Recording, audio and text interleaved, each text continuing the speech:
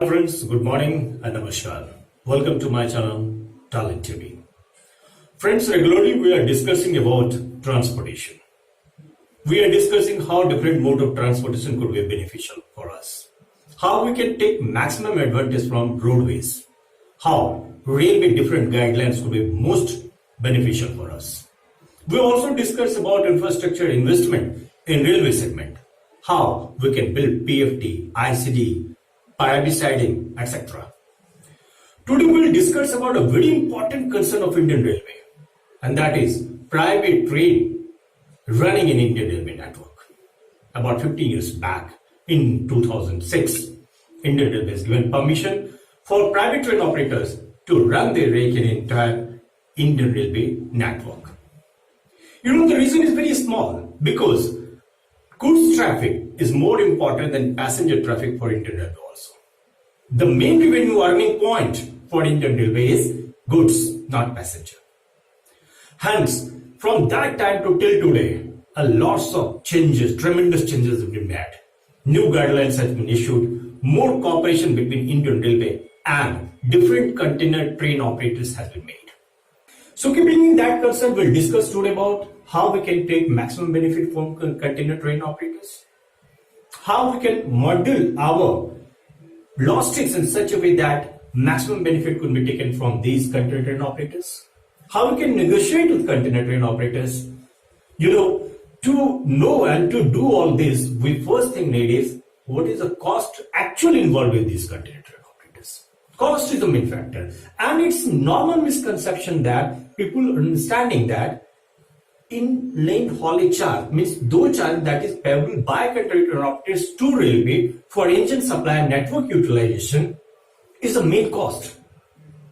Just I want to make it clear that this is a small part of total cost. It's a small part of operating cost also. A lots of charges are involved in container train operation. So our first and foremost working and understanding should be to understand what are the actual costs involved in these container train operations. The very first cost that involved in container train operator is license fee. This is the fee, this is the capital investment at day one. When you want to get permission to run your rake, to buy your rake, to establish your terminal, first thing you require is to pay a license fee. It may be 50 crores, maybe 10 crores or whatsoever. 50 crores is for JLPT to the LNCR movement, and for rest other movements is 10 crore. So the first requirement is to have a license to run the train. And for that you are depositing 50 crores as license fee. If you deposit the license fee, the second term that comes important is rake. These container trains, those are capable to load 90 TEUs at a time, means 19-20 feet containers at a time, is costing not less than 16 crore. So per day cost of this BLC or BLL rake is approximately 40,000 crore. This is a huge cost. Apart from this cost, when you want to run that container train from one point to another point, if it's exim cargo, if it's shipping line supplied container, it's okay. Otherwise, you have to lease out some containers. That container will cost rupees 200 per day at least.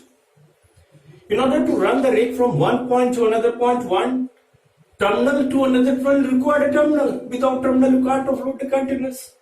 You need infrastructure, rail side infrastructure. It's not road where you can easily push your truck at the factory point. You need infrastructure, and that is a vast cost infrastructure. At least you need 50 crores investment to build up a terminal that could sort out your purpose. Railway is also charging rupees 12,60,000 for utilization of terminal if your one rake loaded rake inside the terminal, and if it's out from the terminal with empty flat, railway is also charging 1,60,000. So this is the opportunity cost that container train operator must take from you, and that's the cost. So 1,60,000 is the terminal cost. Apart from this terminal, you need some machines to offload this container. Heavy machine is utilizing there, like reach stacker, RTG, RMG. The minimum requirement is reach stacker, and a reach stacker will cost you monthly rupees 7,50,000 at least. Coming next, if we are moving a rake from one point to another point, it's not always necessary that our cargo is ready. Sometimes we need to have a stable our train. In that case, we need to have to pay stabling charge to railway, and that is rupees 500 per day per wagon. So for whole train, it will be approximately 22,500 plus GST, etc. whatsoever.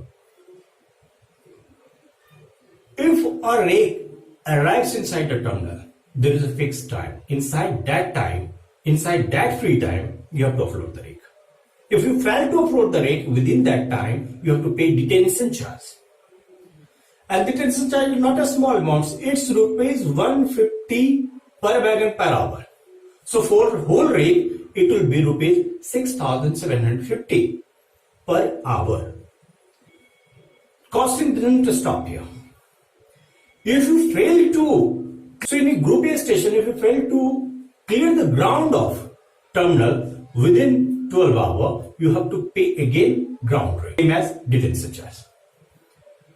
So there also a costing of 6,750 rupees per bag, per train, per hour.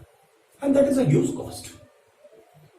Apart from this cost, there are also some cost that is hidden cost. But we are not discussing about that. The staff and administration cost is always there. An organization, the smallest organization having 3 rakes only, have at least a cost burden of 40,000 rupees per day. My means to say that haulage charges that is payable to the railway by this CTO is just a small part. Other costs are very big costs. So taking care of all this in our mind, we should negotiate with these container train operators, and at the same time we should understand that there are some good things also involved here. We should know about that. Like railway is giving 2 types of rate in case of haulage. One is concerned plant rate for notified commodity, another is a haulage rate for rest of the commodity for export-import cargo. But in considered class rate, there is also a permutation combination. You can load up to a combination of 50 as per current circular by notified commodity also. You can load whole rake with the notified commodity by combination. Suppose you are loading 50 rakes from iron ore, 30 from cement and rest from other notified commodity. You can load this in this way. So in order to take the whole advantage of CTO, you must have a complete idea of cost and what are notification, what are circulars related with the different commodities. Railway is also giving you 4 types of different benefit. One is having a spoke model benefit, that is called telescopic benefit. That means if you want to run a rake from point A to point C via point B, you should not have to pay charges from A to B then B to C. You will pay that charges for A to C for those containers who are loaded at A and will be offloaded at C. Second one is loading of double stack container, one container on another container. In that case, for upper stack containers, you will get benefit of 50%. You have circular for dwarf container loading, in which container height is lesser and they can load one upon another, means double stack style, double stack way in normal electrified way. Third one is round trip loading. In round trip loading, you have benefit of running a rake for a small distance of say 50 km within a distance of 50 km and not to pay haulage charge within 51 to 100 km. So these benefits and cost implication will give you a better idea about investment planning, your logistic designing and negotiation with the container train operators whenever you have an opportunity to do that. In the meantime, I just want to give you a message. We Ganpati Carrying Corporation are also involved in these container train operation throughout India network. We are also associated with most of the container train operators. Please have an association with us. If any queries here, you can comment us. We'll sure reply with. And we'll must like to associate with you for a longer term. And thanks a lot for watching us. Thank you.